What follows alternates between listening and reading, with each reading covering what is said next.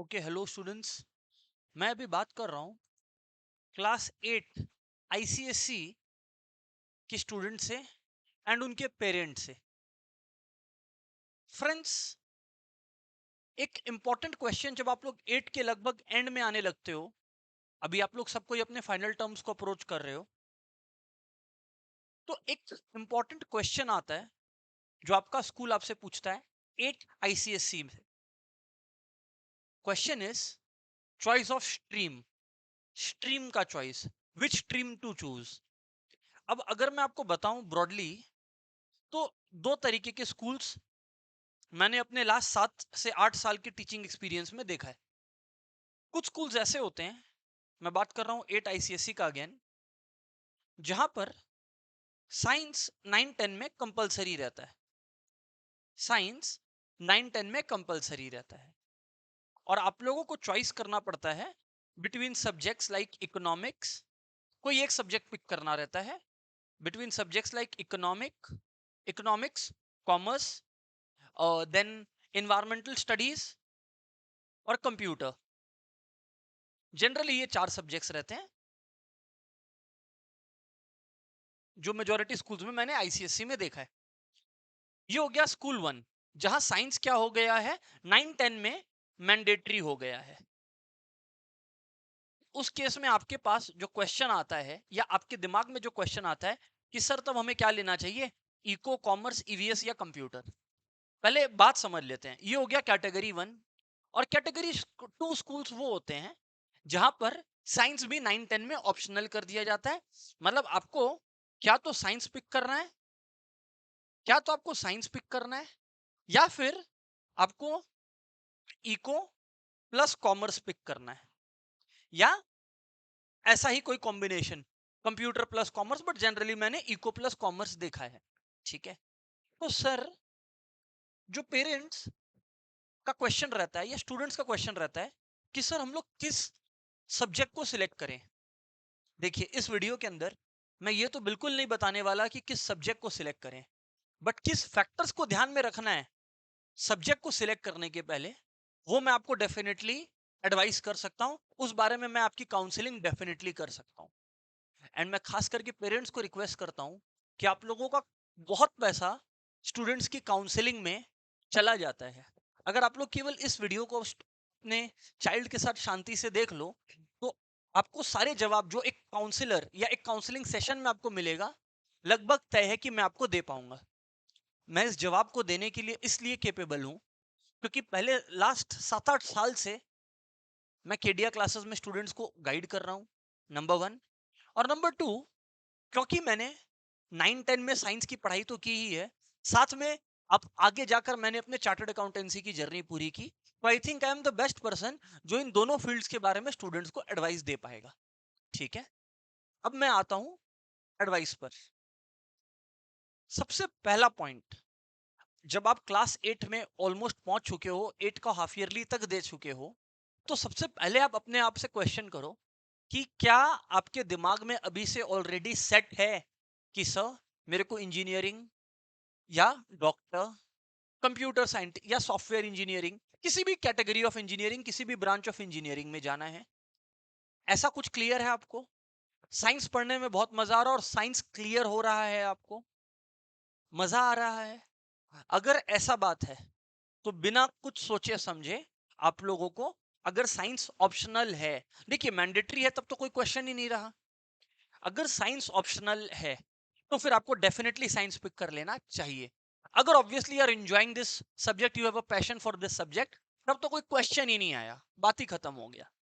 But but एक जो argument जो कि काफी हद तक वैलिड भी है, जो पेरेंट्स का आता है या स्टूडेंट्स का आता है कि सर हम लोग ऐसा कर सकते हैं क्या कि 9-10 में हम लोग साइंस न लें, 9-10 में हम लोग साइंस न लें, इको कॉमर्स ऐसा कुछ पढ़ ले और फिर 11 में साइंस ले ले। द आंसर इज नो, ऐसा नहीं हो सकता, ये बात ध्यान रखिएगा। तो आपका क्या साइंस में पोजीशन है क्लास 8 में अभी तक, ये बेस्ट टाइम है डिसाइड करने के लिए कि आपको क्लियर है कि नहीं क्लियर है। अगर आपको लग रहा है कि नहीं, क्योंकि हर बच्चा हर सब्जेक्ट एंजॉय करे जरूरी नहीं है, अगर आप इस सब्जेक्ट को एंजॉय नहीं कर रहे हो तो डेफिनेटली आपको इस सब्जेक्ट के साथ आगे नहीं बढ़ना चाहिए। ये तो हो गया पहला पॉइंट। सेकंड पॉइंट, सर अगर मान लीजिए साइंस मैंडेटरी है, अब हमें पिक करना है इको, कॉमर्स, ईवीएस और कंप्यूटर। इन चारों में से सब्जेक्ट्स के बारे में कुछ बताइए आप हमें। Definitely economics. पहले बात तो सबसे पहला क्वेश्चन तो कि सर हम लोग सुने हैं इको में कम मार्क्स मिलता है या कॉमर्स में ज्यादा या ईवीएस में कम या कंप्यूटर में ज्यादा। तो ऐसा कुछ भी नहीं है, सारे सब्जेक्ट्स में मार्क्स दिया जाता है अगर आप सही लिख रहे हैं तो वो क्वेश्चन हटा ही दीजिए। बट हाँ, एक वैलिड क्वेश्चन आता है कि सर इन चारों में से इजी कौन सा है। तो देखिए, इसमें मेरा जवाब बड़ा सिंपल है। अगर आपको अकाउंट्स के बारे में जानना है, अगर आपको अकाउंट समझना है दुनिया का कि कैसे अकाउंटिंग होता है, तो फिर आपके लिए कॉमर्स सही सब्जेक्ट है। अगर आपको ये देखना है कि एक कंट्री कैसे काम कर रही है ना, किस तरह से नेशंस डिवाइडेड है, तो आपको इकोनॉमिक्स के लिए जाना चाहिए। अगर आपको नेचुरल रिसोर्सेज, आजकल जो इतनी ग्रीन टेक्नोलॉजी, सस्टेनेबल डेवलपमेंट और ये सब टॉपिक्स चल रहे हैं, अगर आपको इसके बारे में पसंद है बात करना, तो environmental science is a very good subject, nature से कनेक्टेड है। एंड अगर मान लीजिए आपको coding, computer softwares, computer engineering या ऐसा किसी भी फील्ड में आपका इंटरेस्ट डेवलप्ड है ऑलरेडी, तो you should take up computer. तो ये मैं आपको बता दिया, चार में से एक क्या पिक करना है। मार्क्स, जिस सब्जेक्ट को भी आप अच्छा करोगे मार्क्स सब में दिया जाता है। ये एक केवल अफवाह है कि इसमें मार्क्स मिलता नहीं है और इस सब्जेक्ट में मार्क्स मिलता है, ऐसा कुछ भी नहीं है। ठीक है, मैंने स्टूडेंट्स को कंप्यूटर में 98 99 लाते हुए देखा है, इको कॉमर्स में 98 99 लाते हुए देखा है, इन्वायरमेंटल स्टडीज या ईवीएस में 98 99 100 इस तरह का स्कोर लाते हुए देखा है। तो ऐसा कुछ भी नहीं है कि किसी में मिलता है मार्क्स और किसी में नहीं, ऐसा बिल्कुल भी नहीं है। ठीक है, बट हाँ, अब आते हैं एक इंपॉर्टेंट फैक्ट पे। सर अगर science versus eco plus commerce choose करना है तो क्या, science versus eco plus commerce choose करना है तो क्या।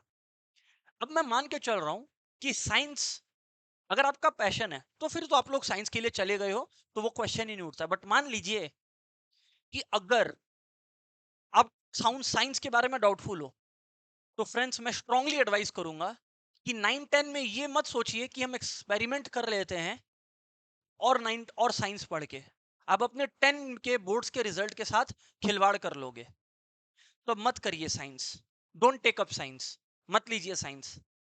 अगर थोड़ा सा भी डाउट है, 1% भी डाउट है, तो just go for eco and commerce. Sir ऐसा आप क्यों बोल रहे हो, इसका सिंपल सा रीजन है। साइंस जो आईसीएसई के अंदर होता है, इसमें बेसिकली आप 300 नंबर फिजिक्स, केमिस्ट्री और बायो के लिए प्रिपेयर कर रहे होते हो, 300 मार्क्स, ठीक है ना। पहला बात तो इन मार्क्स का एवरेज हो जाता है, ये आप लोगों को मालूम है। ये आप लोगों को मालूम है कि मार्क्स का जो होगा वो एवरेज आउट हो जाएगा। बट खैर ठीक है, आप 300 मार्क्स के लिए प्रिपेयर कर रहे हो। और इंपॉर्टेंट है, अगर आपको साइंस में इंटरेस्ट नहीं है फिर भी आप साइंस लेते हो, मैं आपको बता दूं साइंस ऐसा सब्जेक्ट है, अगर आप 9 10 में लेते हो, वीक में 4 से 5 दिन आपको प्रॉपरली बैठ के पढ़ना पड़ेगा इस सब्जेक्ट को। सब्जेक्ट टफ है क्या, नहीं, बहुत ही इंटरेस्टिंग है, बट 4 से 5 दिन आपको वीक में आराम से देना पड़ेगा। बट अगर आप बोल रहे हो कि नहीं सर, नहीं सर मेरे को इंटरेस्ट भी नहीं है और मेरे को इतना ज्यादा टाइम डेडिकेट नहीं करना है इस सब्जेक्ट को, मेरे को ज्यादा फोकस मैथ्स पे करना है क्योंकि आपके पास मैथ्स भी रहेगा, तो फिर 100% go for eco and commerce. क्योंकि ये सब्जेक्ट वीक में 2 दिन से ज्यादा का दरकार नहीं पड़ता है पढ़ने का, बिल्कुल भी नहीं पड़ता है। इजी है क्या, 100% इजी है। और ये 100 अलग होता है, ये 100 अलग होता है, मतलब इको और कॉमर्स का एवरेज नहीं होता, 200 नंबर में डिसाइड होता है। तो अब देखो, अगर स्ट्रेट अवे मैं सिंपल भाषा में बात को खत्म करूं, अगर अगर आप स्ट्रेट अवे मार्क्स का सोच रहे हो कि सर 10 का बोर्ड अच्छा करना है और ऐसा कोई सब्जेक्ट के लिए पैशन नहीं है, स्ट्रेट अवे आप इको और कॉमर्स के लिए जाइए, स्ट्रेट अवे। और अगर सब्जेक्ट के लिए पैशन है तो उस सब्जेक्ट के लिए जाइए। सर एक और क्वेश्चन आता है, सर हमारे दिमाग में एक और क्वेश्चन है, सर क्या ये सब्जेक्ट्स 11 12 में बदल सकता है क्या। तो मैं आपको क्लैरिफाई कर दूं कि 9 10 में अगर आप साइंस लेते हो, ठीक है, तो हाँ 11 12 में आप इको कॉमर्स में शिफ्ट हो पाओगे आराम से, कोई टेंशन नहीं है, कोई हड़बड़ी नहीं, कोई गड़बड़ी नहीं होगा। बट अगर आप 9 10 में इको कॉमर्स पिक कर लिए तो 11 12 में आप साइंस में शिफ्ट नहीं कर पाओगे, नहीं कर पाओगे। तो जो डिसीजन लेना है सोच समझ के लेना है। हर डिसीजन का प्रोज और कॉन्स है, हर डिसीजन का फायदा और नुकसान है। अब 9 और 10 में अगर आप साइंस नहीं लिए, इसका नुकसान क्या है कि आप 11 12 में नहीं ले पाओगे। बट फायदा क्या है कि अगर आप सही डिसीजन लियो साइंस नहीं लेने का, तो आप फोकस कर पाओगे इको, कॉमर्स या कंप्यूटर, जो भी सब्जेक्ट्स आपका है उस पर आप ज्यादा फोकस बना पाओगे अपना, उसमें आप बहुत अच्छा परफॉर्म कर पाओगे, उतना टाइम डेडिकेट भी नहीं करना पड़ेगा। सर बात समझ में आ गया हम लोगों को? अब सर एक और क्वेश्चन, थोड़ा करियर वाइज भी एडवाइस दीजिए कि कौन सा सब्जेक्ट किस करियर को बिल्ड करने में हेल्प करता है। साइंस का जैसे मैंने आपको बताया, engineering background, doctors, generally speaking इस बैकग्राउंड में साइंस का इनिशियली आपका प्रिपरेशन होता है, या साइंस आपको इन सब्जेक्ट्स के लिए प्रिपेयर करता है, ठीक है। बट अगर मान लीजिए you are looking to do CA, अगर आप मान लीजिए प्लान कर रहे हो एमबीए का, आप मान लीजिए सीएफए, इस तरह का फाइनेंस, बेसिकली फाइनेंस से रिलेटेड आप प्लानिंग कर रहे हो, तो आप इको, कॉमर्स और मैथ्स का कॉम्बिनेशन लेके 9 से ही आगे बढ़ सकते हैं, 12 तक कोई दिक्कत नहीं आने वाला। अब कहीं पर ये मिसअंडरस्टैंडिंग मत ले आइएगा कि सर आप ये बोल रहे हैं कि साइंस के बाद एमबीए नहीं कर सकते ना, ऐसा बिल्कुल नहीं बोल रहा। उल्टा कैट और ये सब में एडवांटेज रहता है, तो ऐसा मैं बिल्कुल नहीं बोल रहा। ऑब्वियसली आप साइंस ले रहे हो और फिर उसके बाद भी एमबीए कर सकते हो, बट मेरा पॉइंट ये है कि अगर आपको साइंस की फील्ड में कुछ नहीं ही करना है, आपको मैनेजमेंट और फाइनेंस की फील्ड में ही रहना है, तो वो ऑलरेडी 9 10 11 12 से उसी फील्ड की स्टडी कीजिए ना, is what I am trying to say. So आप लोग को जैसे बात से समझ में आया होगा कि I have not pointed out कि ये सब्जेक्ट पिक कर लो, ये सब्जेक्ट मत पिक करो। I have just try to explain you some factors, मैंने कुछ फैक्टर्स आप लोगों को बताने का कोशिश किया है। होपफुली ये हेल्प किया होगा। अगर इसके बाद भी आप लोगों को कोई भी डाउट आए, तो मैं अपना व्हाट्सएप नंबर शेयर कर दे रहा हूँ, please feel free to ask the doubts. Specially जब भी डाउट्स पूछें, आप अपने पेरेंट्स से परमिशन लेकर और पेरेंट्स के साथ मिलकर डिसीजन ले, राइट। सो ये मेरा व्हाट्सएप नंबर है एवरीवन। अगर कोई भी दिक्कत आया डिसीजन लेने में, कुछ भी बात और जानना है आपको जो मैंने शायद इधर कवर न किया हो, तो आप इस नंबर पे मैसेज करके मुझसे वो पूछ सकते हैं।